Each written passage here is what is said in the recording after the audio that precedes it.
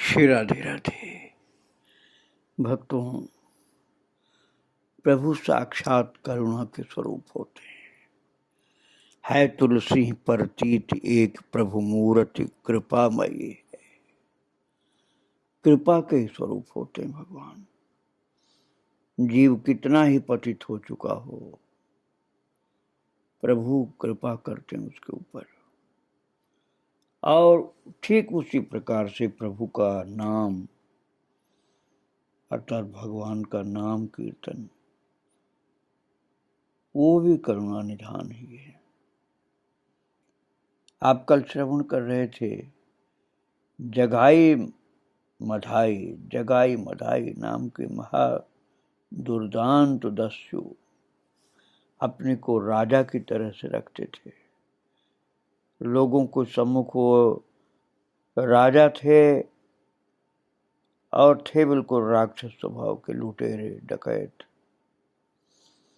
यहाँ तक कि राजकीय समर्थन था, राजकीय सेना सब उनके पास में थी। जनता आतंकित थी, हरिनाम के विरोधी थे, भगवत विरोधी थे। लेकिन महाप्रभु के नाम संकीर्तन का प्रभाव पड़ा। फिर भी उन्होंने नित्यानंद को घायल किया। महाप्रभु को तो उस समय आवेश आ गया था, सुदर्शन चक्र मांग रहे थे, आ रहे। सुदर्शन का दर्शन भी हो गया नित्यानंद को। उन्होंने समझ लिया कि ये तो अब मार दिया जाएगा, इन दोनों को मार दिया जाएगा। तो नित्यानंद ने ही महाप्रभु से प्रार्थना करके कहा कि आप इन जीवों को मारने के लिए नहीं, इनको तारने के लिए आप आए। सुधारेंगे कैसे जिनको मार देंगे। और महाप्रभु जी ने कहा नित्यानंद के चरणों में पड़ो, ये क्षमा करेंगे तो तुम्हारे लिए क्षमा सुलभ होगी। और बाद में फिर हरि कीर्तन में वो निढाल होकर के पड़े हैं, चरण रज भक्तों के ले करके, और आलिंगन प्राप्त किया। महाराज किस प्रकार से कृपा हुई है, नित्यानंद ही का नहीं, महाप्रभु जी का भी आलिंगन प्राप्त हुआ उनको। और फिर तो हरि बोल का जो कीर्तन हुआ, चारों तरफ से भक्तों ने घेर करके ऐसे चरणों में पड़े थे, चेतना शून्य, स्पंदनहीन, कि उनके नेत्रों से आंसू गिरने लग गए थे। कितनी कृपा हो गई कि एकदम जीवन सुधार दिया, बदल दिया उनके जीवन का स्वरूप। और तब उस जगह इतना हरिनाम का प्रेम भरा हुआ कलरव हुआ, और क्या भक्त सब नाना प्रकार से ऐसे स्तंभित से होने लगे कि वहां प्रभु तथा उनके पार्षद और रुक नहीं सके। एक जैसे प्रेम मदिरा पान करके धूत लोग पड़े थे। जगाई मधाई को उसी अवस्था में धरती पर पड़े हुए छोड़ करके श्री निमाई गौरांग महाप्रभु भक्तों के साथ घर लौट करके आ गए। घर में प्रवेश किया। भक्तजन थकान दूर करने के लिए कोई बरामदे में, कोई आंगन में बैठ गए। उस अद्भुत घटना को देखने के लिए जितने भी लोग आए थे, उस घटना को देखने के बाद किसी में भी बात करने की क्षमता अब नहीं रही। सबका हृदय प्रेम भरा हुआ था, आंखों से आंसू चल रही थी। सब अपने अपने मन के भाव में विभोर हुए बैठे रहे। दिन छिप गया। तभी द्वार पर ठाकुर ठाकुर कहकर किसी ने चित्कार किया। सबने सुना, पता चला कि जगाई मधाई द्वार पर खड़े पुकार रहे हैं। तब प्रभु ने उन्हें बुलाकर लाने के लिए मुरारी को भेजा। मुरारी इस अवतार में हनुमान है भक्तों। उनके शरीर में हनुमान प्रवेश करते और जब हनुमान जी प्रवेश करते उनके शरीर में तो उनके बल की सीमा नहीं रहती। जगाई मधाई के मन में बड़ा गर्व था कि हम जैसा बलवान और कोई नहीं।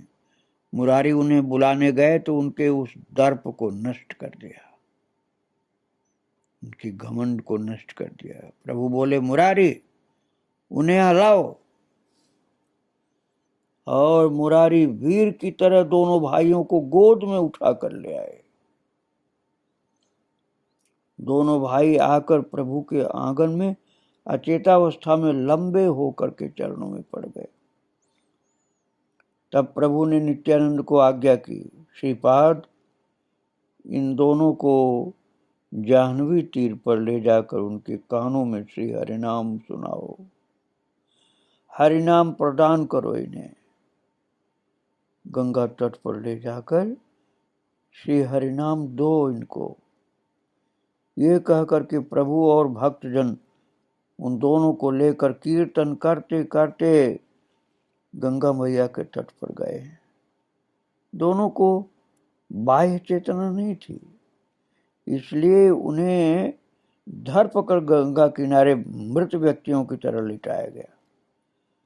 तब नदियां भाव विभोर डगमग हो रही थी।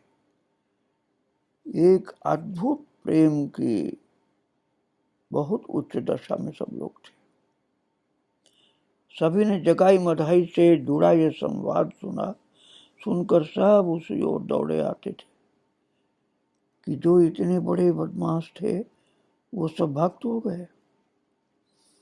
जैसे कोई बड़ा अनिष्टकारी व्याघ्र पकड़ा जाए या मार दिया जाए, खूंखार नरभक्षी बाघ, तो सब उसको देखने के लिए इकट्ठे हो जाते हैं। वैसे ही जगाई मधाई पकड़े गए, ये देखने के लिए नदिया नगर में हलचल मच गई। नगर के लोग इकट्ठे हो रहे हैं और कलरव भी बढ़ रहा है हरिनाम का। जिन्होंने पहले उपहास किया था वे भी देख रहे हैं कि जो जगाई मधाई थोड़ी देर पहले नदिया के राजा थे, जिसके साथ जो चाहते वो कर देते थे वो, और वही नदिया के राजा आज पल भर में एक दूसरी प्रकृति के हो गए। वे दोनों दुर्दंड प्रतापी राजा इस समय धूल चाट रहे हैं, अहंकार से मुक्त होकर के भक्त हो गए। तब श्री गौरांग गंभीर स्वर में, अर्थात वहां उपस्थित सभी लोग सुन सकें, इस प्रकार बोले, श्रीपाद नित्यानंद, मैंने दो जीव आपको दिए, आप इन्हें गंगा स्नान करा हरिनाम दीजिए, अर्थात इनकी दीक्षा करिए। क्योंकि नित्यानंद जी गुरु हैं, बलराम जी हैं। इस मुहूर्त के कार्य का वर्णन किया भक्तों ने बड़े प्रेम से। जाह्नवी तीरे ये कार्य जो हुआ है केवल दो जगाई मधाई का ही नहीं था, इनके जितने साथी से सब बदल गए। सबका जीवन एकदम परिवर्तित हो गया। जगाई मधाई तब अचेत थे, चलकर गंगा के किनारे गंगा के भीतर नहीं जा सके। भक्तजन महान आनंद के साथ उन्हें कंधों पर रखकर जल में ले गए, और जब जल में प्रवेश किया तब उन दोनों को चेतना हुई। श्री गौरांग, भक्त वृंद और जगाई मधाई सभी ने पहले गंगा स्नान किया। किनारे पर खड़े हजार हजार लोग कौतुक देख रहे हैं। ज्योत्सनामयी रात्रि है, चांदनी रात्रि, और देखने में किसी को परेशानी नहीं थी, इसलिए भक्तजन गंगा जल में खड़े हैं। और बीच में श्री गौरांग और जगाई मधाई के हाथों में महाराज तुलसी पत्र दिए गए, और श्री गौरांग ऐसे गंभीर स्वर में बोले कि उपस्थित तमाम लोग सुन सकें। और महाराज मधाई को प्रभु ने माधव कहा है। जो जगाई मठाई थे ना, उसमें से जगाई को जगन्नाथ कहा। महाप्रभु जी ने कहा अब तुम जगाई मठाई नहीं, जगाई जगन्नाथ और मधाई माधव। महाप्रभु बोले, हे माधव, हे जगन्नाथ, तुम दोनों ने अब तक जितने भी पाप किए हैं वो सब तुलसी गंगा जल के उत्सर्ग करके मुझे दान करो। महाराज महाप्रभु जी ने कहा, वो तुलसी गंगा जल के साथ तुम अपने जिंदगी के सब पापों का मेरे लिए दान करो। ऐसा कर तुम दोनों निष्पाप और निर्मल हो जाओ। ये कह करके उनके पाप लेने के लिए प्रभु ने सबके आगे अपनी अंजलि पसारी है। दोनों हाथों का बद्ध अंजलि, हाथ फैला करके लेने के लिए दोनों हाथों को जोड़कर अंजलि बनाई है कि मुझे अपने पाप सब दे दो। महाराज तब जगाई मधाई नितांत कातर हो गए, प्रभु के मुंह की ओर देखकर कहने लगे, भक्तजन तुम्हें पुष्प और चंदन का उपहार देते हैं प्रभु। भक्तजन चंदन पुष्प आपको चढ़ाते हैं और हम दोनों भाई पापात्मा तुम्हारे श्री कर में, कर कमल में पाप दान करेंगे। प्रभु ये नहीं होगा, हम अपने जीवन का पाप आपको कैसे दें? हमने अपराध किए हैं, हम खुशी खुशी दंड लेंगे, हमें दंड दीजिए। तुम यही कृपा करो कि हम अपने पापों के लिए कितना भी दुख क्यों न पाए, तुम्हारे श्री चरण न भूलें। हम लोग तुम्हें पाप नहीं दे सकेंगे प्रभु। श्री गौरांग ने, महाप्रभु जी ने दोबारा अंजलि आगे की और जगाई मधाई ने जो बात कही उसका उत्तर न देकर केवल यही कहा, जगाई मधाई, अब तुम लोग निष्पाप होना तो अपने पाप क्यों रखोगे? अपने पाप मुझे देकर सुख से हरिनाम करो। इस पर मधाई बोले, प्रभु हम लोगों को क्षमा करिए, हम अपने पाप तुम्हें नहीं दे पाएंगे। जब तक सूर्य चंद्र रहेंगे तब तक लोग कहेंगे कि नराधम जगाई मधाई ने भगवान के हाथों में अपनी पाप राशि दे दी थी। इस पर नित्यानंद ने मधाई से कहा, मधाई निर्बोध की तरह क्या कर रहे हो? भगवान का एक नाम है पतित पावन। बहुत लोग हैं जो कहते हैं कि भगवान साधु के बंधु और पापियों के शत्रु हैं और वे पतित पावन हैं। आज तुम दोनों भाई इस बात के साक्षी बनो। तुम लोग सोच रहे हो कि तुम ऐसा करोगे तो तुम्हें कलंक लगेगा, किंतु तुम्हें यदि कलंक लगता है तो भगवान को यश मिलेगा।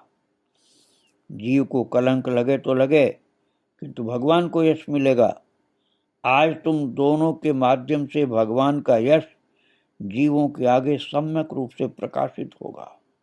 अतएव तुम तिलार्ध भी देर नहीं करो, क्षण भर भी देर नहीं करो और महाप्रभु के हाथों में अपने संपूर्ण पाप प्रदान कर दो। तब श्री गौरांग महाप्रभु ने पुनः गंभीर स्वर में कहा, जगाई मधाई, मैं तीनों लोकों के बीच तुम्हारे पापों की भिक्षा मांग रहा हूं। अपने संपूर्ण पाप मुझे दे करके तुम लोग निर्मल हो जाओ। तब श्री नित्यानंद जी दान का मंत्र पढ़ने लगे और जगाई मधाई ने वो मंत्र पढ़कर प्रभु के हाथों में अपने पाप उत्सर्ग कर दिए कि हम अपने जीवन के संपूर्ण पाप महाप्रभु गौरांग के हाथ में दान कर रहे हैं। हम अपने सब पापों को इनकी अंजलि में आज दान कर रहे हैं। अब हम अपने सब कुछ पाप इनको दे रहे हैं। प्रभु ने सभी को सुनाकर गंभीर स्वर में कहा, तुम्हारे सभी पाप मैंने ग्रहण किए। और अंतरंग जनों ने देखा महाराज की प्रभु का स्वर्ण वर्ण तत्क्षण काला पड़ गया। इतना पाप ज्यादा था जगाई मधाई का कि एकदम चमचमाता हुआ गौरांग वर्ण का, गौरांग महाप्रभु का शरीर, दिव्य गात्र, उसी समय बिल्कुल काला पड़ गया। पाप इतना ज्यादा प्रभु ने उनका स्वीकार किया और पाप इतना भयंकर था कि महाप्रभु का शरीर काला पड़ गया। ऐसा चैतन्य भागवत में लिखा है। और ये घटना देख करके महाराज जो प्रेमी महाप्रभु के भक्त लोग थे वे जोर जोर से रोने लगे कि हमारे महाप्रभु, हमारे भगवान का शरीर काला पड़ गया जगाई मधाई के पाप ग्रहण करने के कारण। वो महाप्रभु भाव विभोर, भक्त लोग रो रहे थे, महाप्रभु भाव विभोर थे। सबने फिर से गंगा स्नान किया और हरिनाम कीर्तन चालू हुआ जोर से। और थोड़ी देर में सबके देखते देखते महाप्रभु का शरीर फिर से गौरांग हो गया। स्वर्ण की आभा फिर से प्रकट हो गई, तो कालिमा समाप्त हो गई। कुछ देर तक कालिमा रही। दोनों भाई फिर सबको लेकर के गंगा स्नान के बाद कीर्तन करते हुए, उस दिन के महाराज नृत्य के नायक थे जगाई मधाई, वो खुद नाच रहे हैं दोनों, और प्रभु बरामदे में बैठे देख रहे थे। प्रभु के आंगन में भक्तों के बीच नृत्य कर रहे थे दोनों भाई जगाई मधाई। और शची विष्णु प्रिया जो इन दोनों के भय से गंगा जाने में डरती थी ना, सशंकित रहती थी कि अरे वहां जगाई मधाई बैठे होंगे, हम लोग गंगा जी नहीं जा सकते। वो भीतर से देख रहे हैं कि जगाई मधाई आज तो भक्त हो गए हैं और रो रहे हैं, नाच रहे हैं। किंतु जगाई मधाई का आनंद अधिक देर नहीं रहा। थोड़ी देर बाद वे ज्यादा रोने लग गए और फिर से जमीन पर गिर पड़े। और दोनों भाई घर नहीं गए महाराज,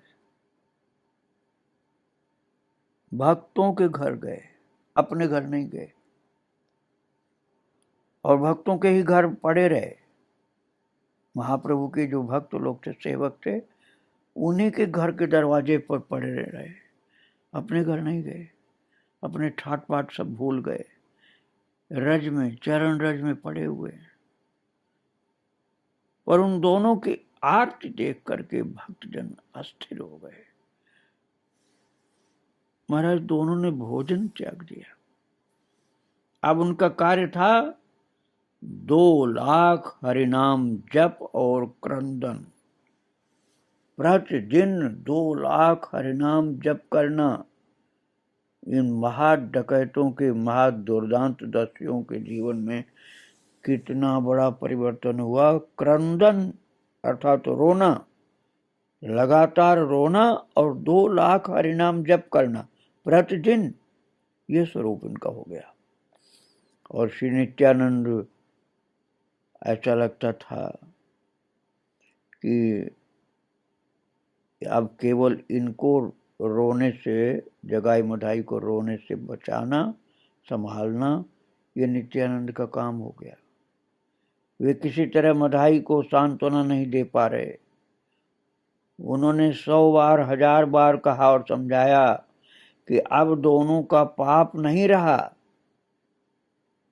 क्यों रोते हो तुम लोग। किंतु मधाई और जगाई शांत ही नहीं हो पा रहे थे, हरिनाम बोलते रहते थे और रोते रहते थे। नित्यानंद जी ने कहा, पाप तो तुम लोगों ने महाप्रभु जी को दे दिया, आप क्यों रोते हो। मधाई नित्यानंद से बोले, प्रभु तुम पर प्रहार किया, मुझे इससे उतना दुख नहीं, कारण तुम मेरे पिता हो, मैं तुम्हारा पुत्र हूं। अबोध पुत्र होने से तो ऐसा हो गया, किंतु मैंने कितने जीवों की हिंसा की है, मैं इसका निराकरण नहीं कर पा रहा। मेरी इच्छा करती है कि मैं उनमें से प्रत्येक के चरण पकड़कर क्षमा मांगू, किंतु मैं बहुतों को पहचानता तक नहीं। मदान्ध हो करके किसका क्या अनिष्ट किया अब मुझे तो पता भी नहीं है।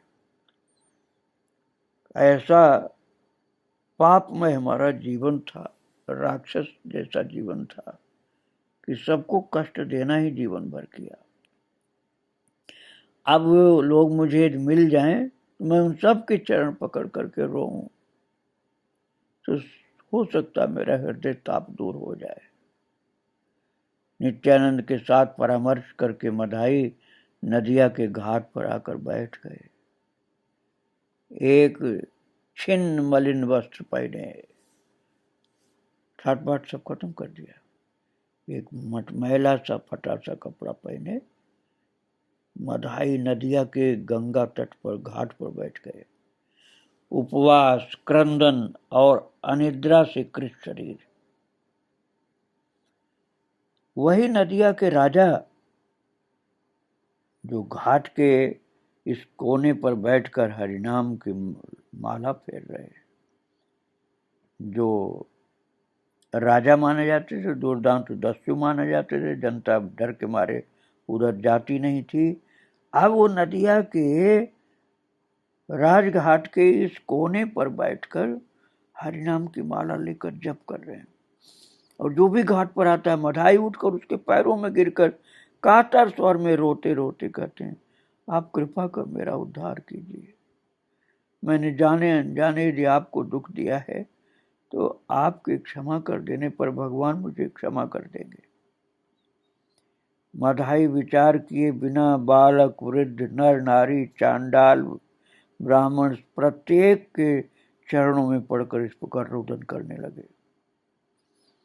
नदिया के राजा की यह दशा देखकर सबने मधाई को क्षमा कर दिया। केवल यही नहीं, जिसने भी मधाई की अवस्था देखी वही रोने लगा। इस प्रकार मधाई के द्वारा लोगों का मन निर्मल और नगर में हरिनाम प्रचार होने लगा। मधाई श्रीवास के घर भोजन नहीं करते। श्री नित्यानंद आज्ञा दे रहे हैं, फिर भी मधाई अन्न ग्रहण नहीं कर पा रहे, केवल रो रहे हैं। अंत में श्री नित्यानंद ने श्री गौरांग को खबर दिया है और वो स्वयं आए। देखते हैं कि मधाई के सामने भोजन रखा पर वो खा नहीं रहे, केवल रो रहे हैं। थाली रखी है लेकिन वो रो रहे हैं, खाते नहीं। श्री गौरांग सामने बैठकर उन्हें समझाने लगे, मधाई तुम्हारे सारे पाप तो मैंने ले लिए, मैं तुम्हारे सामने बैठा हूं। यदि तुम्हारी और भी कोई प्रार्थना है तो मैं तुम्हें वो भी देने को प्रस्तुत हूं, तुम शांत हो जाओ। इस पर मधाई बोले, प्रभु मैं सब समझता हूं, जब तुम मेरे सामने हो तो मैं और क्या चाहूंगा, और जब तुमने मेरे पाप ले लिए तो मेरा पाप नहीं बचा ये भी जानता हूं, किंतु इस समय में जो रोदन कर रहा हूं वो अपने पापों को याद कर नहीं, तुम्हारी करुणा का स्मरण करके, तुम्हारी करुणा का स्मरण करके रो रहा हूं। मैंने जो पाप किए हैं यदि उनका उपयुक्त दंड भोगने को मिलता तो मुझे दुख नहीं होता। मैं अस्पृश्य हूँ, पामर हूँ, इसे मन में न लाकर तुमने मुझ पर जितनी करुणा की है मेरी उतनी ही आत्मग्लानि बढ़ रही है। तुम मेरे आगे बैठकर मुझे भोजन कराने के लिए मुझसे कह रहे हो विनम्रता के साथ, अनुनय विनय के साथ, किंतु क्या तो तुम और क्या मैं। प्रभु कहने में क्या, तुम जिस मात्रा में मुझ पर करुणा कर रहे हो उसी परिमाण में मेरा दुख बढ़ रहा है, क्योंकि मैं तो अधमात अधम और आप महानता में भी परम महान।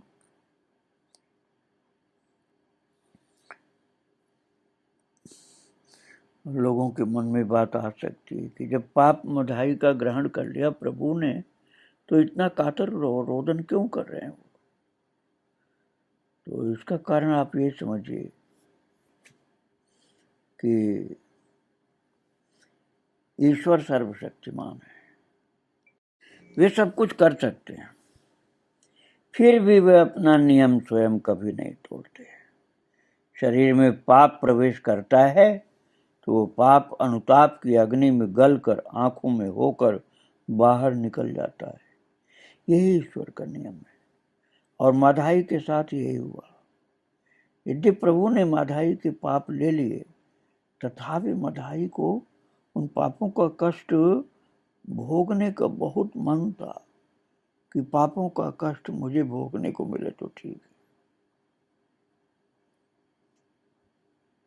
तो उनकी प्रार्थना से एक अंश कह दिया कि चलो एक अंश थोड़ा सा भोग लोगे तो तुमको मन में शांति मिल जाएगी। पाप तो प्रभु ने जगाई मदाई का समाप्त कर दिया था। स्वेच्छामय है, सर्वेश्वर होते हुए भी बालक की तरह जो चाहें करते हैं।